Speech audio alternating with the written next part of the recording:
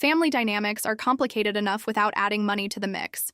I learned this lesson the hard way at my brother Hudson's wedding last month, when years of simmering tension finally boiled over in front of 200 guests. Let me back up. I'm Winona, 38, never married, and according to my mother, married to my career instead. There's some truth to that. I built my real estate development company from nothing after putting myself through business school. The work consumed me, but the rewards have been substantial. I own properties across 3 states and have the financial freedom most people only dream about. Hudson is 5 years younger than me and couldn't be more different. He's artistic, free-spirited, and has spent most of his adult life bouncing between passion projects that never quite paid the bills. I love him dearly. He's the only sibling I have, but our approaches to life exist on opposite ends of the spectrum. Our parents passed away within a year of each other when Hudson was in college. As the older sibling with a fledgling but promising career, I stepped in to support him. I paid his tuition, covered his rent, and later when he met Belinda, I helped them too. Belinda. Where to begin? She entered Hudson's life 3 years ago at an art exhibition where he was showcasing his photography. She was all effusive praise and dramatic gestures, with perfect Instagram-ready style and a mysterious job in brand consulting that seemed to involve a lot of free products, but not much actual income. From our first meeting, something felt off. Her laughter was too loud when Hudson told jokes, her compliments too effusive when discussing my success. There was a calculation behind her warm brown eyes that made me uneasy. But Hudson was happier than I'd seen him in years, so I kept my concerns to myself. When they announced their engagement last year, Hudson pulled me aside at the celebration dinner.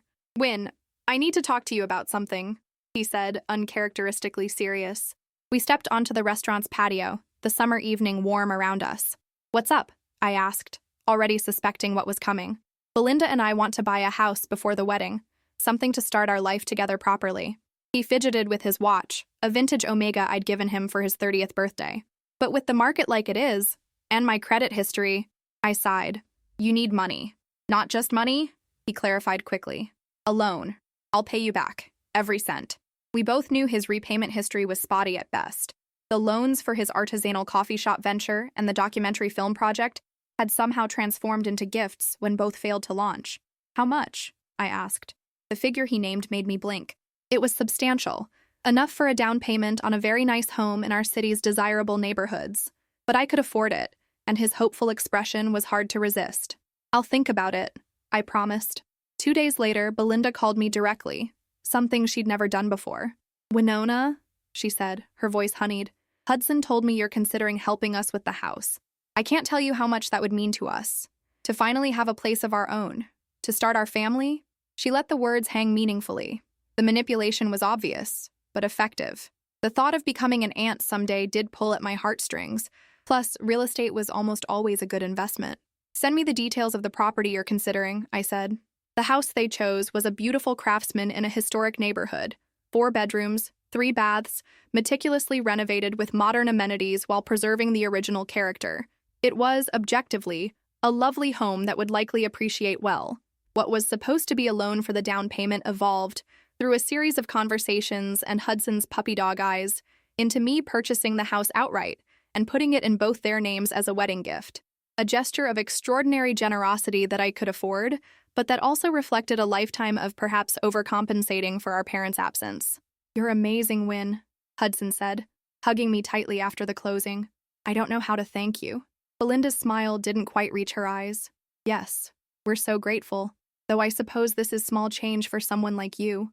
That comment should have been my warning, but I ignored it, chalking it up to her awkwardness around money, a mistake I would soon regret. The morning of Hudson and Belinda's wedding dawned with picture-perfect weather, clear blue skies and just enough breeze to keep the late June heat manageable. The ceremony and reception were being held at Riverstone Gardens, an elegant venue overlooking the water that had required pulling strings to book on short notice. Another expense I'd quietly covered when their first venue fell through. I arrived early to help with any last-minute details, dressed in the sage green bridesmaid dress Belinda had selected. It wasn't a color I would have chosen for myself. It washed out my complexion. But today wasn't about me. The bridal suite was chaos when I entered. Belinda sat in front of a lighted mirror while a makeup artist worked on her face. Her mother, Vivian, hovered nearby, adjusting the veil laid out on a nearby chair. 3 bridesmaids, college friends of Belinda's I'd met only at the rehearsal dinner, were taking selfies in the corner. "Winona!" Belinda's voice carried a note of surprise, as if she hadn't expected me despite my role in the wedding party. "You're early. Thought I'd see if you needed any help," I said, setting down the gift bag containing the antique hair combs I'd found for her, something old. They had belonged to my grandmother, and while part of me had hoped to save them for my own wedding someday, Hudson had mentioned Belinda was still looking for a special hair accessory. "Actually," Belinda said, her eyes meeting mine in the mirror, "everything's under control. The wedding planner has it all handled." The wedding planner, whose substantial fee had also mysteriously migrated to my credit card. "Winona, be a dear and check on the flower delivery," Vivian suggested. "The florist was supposed to be here an hour ago with Belinda's bouquet." It was a clear dismissal, but I nodded agreeably. "Of course." As I turned to leave, I overheard one of the bridesmaids, Tara or Kara, I couldn't remember which, whisper not quite quietly enough, "That's the sister? The rich one who bought them the house?" "Shh," another cautioned, but Belinda's response carried clearly. "Yes, that's her. Married to her spreadsheets instead of a man. All that money and no one to share it with. Kind of sad, really." Heat rushed to my face, but I kept walking, pretending I hadn't heard. Their tittering laughter followed me into the hallway. The encounter left a sour taste, but I pushed it aside. Today was about Hudson. I'd endure worse than catty comments for my brother's happiness. The ceremony itself was beautiful. Hudson beamed as Belinda walked down the aisle in her custom gown, another gift from me, though the bride had told everyone it was from her parents. My brother had never looked happier, and for that alone, I was grateful. At the reception, I was seated at the family table with Hudson, Belinda, and their parents. Dinner was pleasant enough, with conversations staying on safe topics like the perfect weather and the excellent food. When it came time for toasts, Belinda's father spoke first, followed by her maid of honor, who shared slightly inappropriate stories from their college days. Then the microphone came to me. I'd prepared remarks, warm, loving words about Hudson's creative spirit, his kindness, and my wishes for their happiness together. Standard sibling fare. "Before Winona speaks," Belinda interrupted, standing and taking the microphone from the best man who'd been about to hand it to me, "I just want to say something." The room quieted. Belinda turned to face me, her smile wide but her eyes calculating. "Winona, I know we haven't always been close. You've always been so busy with your business empire, sometimes too busy for family gatherings." A murmur went through the crowd. This was news to me. I'd never missed a holiday or birthday. "But we're so grateful for your financial contributions to our special day." The way she emphasized financial contributions made it sound transactional, cold, as if I'd bought my way into their celebration rather than supported my only brother. I suppose it's easier to write checks than to be present emotionally, isn't it? But now we're truly family, and maybe you'll learn that some things are more important than money and success. The room had gone completely silent. Hudson looked mortified, his eyes darting between his new wife and me, clearly unsure how to handle this unexpected ambush. I felt 200 pairs of eyes on me, waiting for my response. The microphone was finally passed my way, Belinda's self-satisfied smile indicating she thought she'd put me in my place. Taking a deep breath, I stood and faced the room, my prepared notes forgotten. The weight of the microphone felt substantial in my hand, a physical reminder of the power of words. 200 guests watched expectantly, the silence so complete I could hear the soft whirring of the venue's air conditioning. Belinda's smug smile hadn't wavered. She clearly expected me to either make a scene or retreat in humiliation. I did neither. "Thank you, Belinda, for those candid remarks," I began, my voice steadier than I felt. "You're right that family is more important than money or success. It's why I've always prioritized Hudson's happiness, from the day our parents passed away and I became responsible for both of us." I turned slightly to address the room more broadly, conscious of maintaining my composure. For those who don't know our story, I was 23 when we lost our parents. Hudson was still in college. I put my own dreams on hold to make sure he could finish his education and pursue his passions without the burden of debt or financial insecurity. Hudson was watching me intently, his expression a mixture of appreciation and concern. I gave him a reassuring smile. I've always admired my brother's artistic spirit, his ability to see beauty in the world and capture it through his photography. His kind heart and creativity are his greatest assets, qualities money can't buy and success can't replicate. A few nods from the audience encouraged me. I was navigating treacherous waters, but so far, maintaining the high ground. When Hudson met Belinda, all that mattered to me was his happiness. And he was happy, happier than I'd seen him in years. That joy is what family is truly about, supporting each other's happiness however we can. I paused, debating internally how far to go. The hurt from Belinda's public humiliation still stung, but creating a scene at my brother's wedding wasn't who I wanted to be. Then Belinda spoke again, not bothering to take the microphone, her voice carrying in the quiet room. See? Always the martyr. Always reminding everyone how much Hudson owes you. That was it. The moment my restraint snapped. I've never once suggested Hudson owes me anything, I replied, my voice cooling. But since you seem determined to discuss finances at your wedding reception, let's be clear about a few things. Hudson shook his head slightly, silently pleading with me to stop. But 3 years of biting my tongue, of watching Belinda take and take while portraying me as the cold, career-obsessed sister, had reached its breaking point.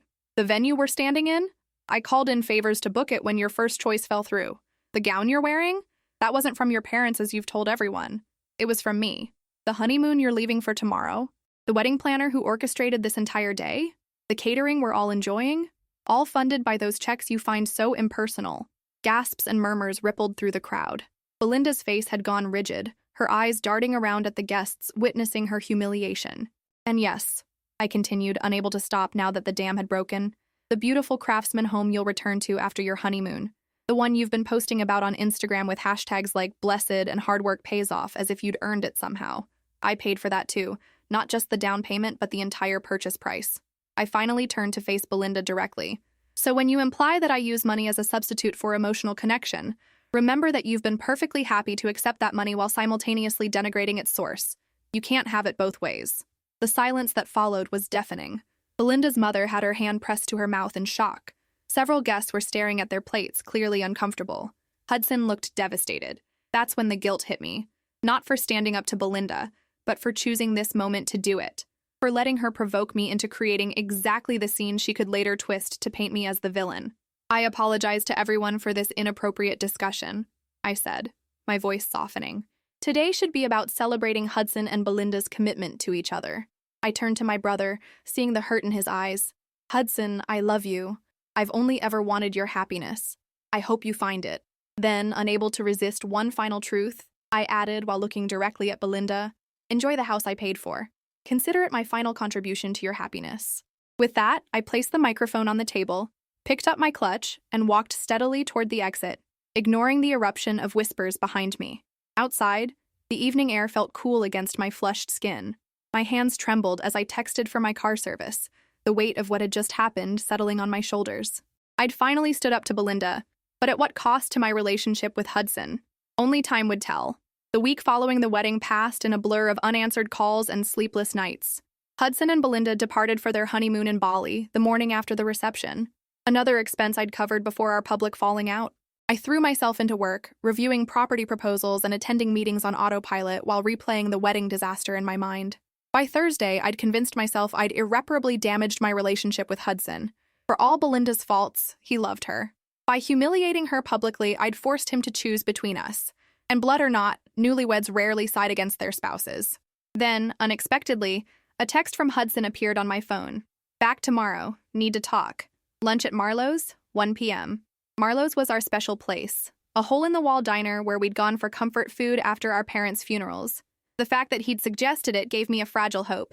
I arrived early, claiming our usual booth by the window. When Hudson walked in, I barely recognized him. His normally relaxed demeanor had been replaced by something tense and guarded. He slid into the seat across from me, offering a tight smile that didn't reach his eyes. How was Bali? I asked, desperate for neutral territory. Beautiful. Lots of time to think. He fidgeted with the menu, though we both knew it by heart. Win, about the wedding. I'm sorry, I interrupted. I shouldn't have said those things at your reception. It was inappropriate and selfish. Hudson sighed. Yes, it was, but it was also true. He looked up, meeting my eyes directly. After you left, Belinda was, well, furious doesn't begin to cover it. She wanted to leave immediately, but her parents convinced her to stay. We barely spoke on the flight to Bali. My heart sank. Hudson, He held up his hand. Let me finish. The first 2 days were awful. Silent meals, separate activities. Then I found her on the phone with one of her bridesmaids, laughing about how she'd finally put the ice queen in her place, and how it was worth the scene to see you taken down a peg. A chill ran through me. She planned it? The public confrontation? Not entirely. But she admitted she'd been looking for an opportunity to establish boundaries with you. Said you needed to understand that I was hers now, not yours to control with your money. The unfairness of this characterization stung, but I remained silent, letting him continue. It made me think about our relationship. Mine and Belinda's, I mean. How often she'd encouraged me to ask you for money while simultaneously complaining about your success. How she'd dismiss my concerns when purchases went beyond our means, saying we deserved nice things and you could afford to help. The waitress arrived with waters, and we paused to order. Club sandwich for him, Caesar salad for me, same as always. I started noticing other things too, Hudson continued when we were alone again. How she takes credit for my photography in front of her friends. How she's never actually supported my work except when it benefited her image. The constant little criticisms disguised as just trying to help you improve. My brother looked down at his hands. I think I made a mistake, Win. The admission hung between us. Part of me wanted to agree vehemently to list all the red flags I'd noticed over the years. But Hudson didn't need judgment. He needed his sister. Marriage is complicated, I said carefully. Every relationship has challenges, especially at the beginning. This is more than challenges. This is fundamental incompatibility. He looked up, his expression pained. I moved my things into the guest room yesterday. I'm staying with Kai for a while. Kai was his oldest friend, a graphic designer who'd always been supportive of Hudson's artistic pursuits. What about the house? I asked, immediately regretting the mercenary question. To my surprise, Hudson laughed. A short, bitter sound. That's the irony. She doesn't want it now. Says she can't live somewhere that was weaponized against her. She's staying with her parents while we figure things out. The waitress returned with our food, giving us a moment to collect our thoughts. When she left, I reached across the table to squeeze Hudson's hand. I'm sorry it worked out this way. Despite everything, I know you loved her. I loved who I thought she was, he corrected. That's different. He picked at his sandwich without enthusiasm. I should have listened to you years ago. No, I said firmly. You needed to see it for yourself. That's how life works. We make choices. We learn. We grow. We ate in companionable silence for a while, the familiar comfort of Marlowe's and each other's presence gradually easing the tension. So what happens now? I finally asked. Hudson shrugged. Lawyers, I guess? Divorce? Starting over at 33? You can stay with me as long as you need, I offered.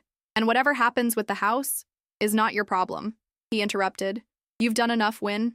More than enough. It's time I stood on my own 2 feet. There was a new resolution in his voice that I hadn't heard before. Perhaps something good would come from this disaster after all. As we finished our meal, Hudson gave me a genuine smile, the first I'd seen since before the wedding. Remember what Dad used to say? The truth hurts, but lies poison. I nodded, returning his smile. He was right. Thank you for telling the truth, Win, even if your timing was terrible. We both laughed, the sound breaking the last of the tension between us. Whatever came next, for Hudson, for Belinda, for the house I'd bought them, we would face it together, as families should. Sometimes the most expensive gifts aren't measured in dollars, but in the courage to speak difficult truths, even when they cost us everything. And sometimes, surprisingly, they give us back exactly what we feared we'd lost.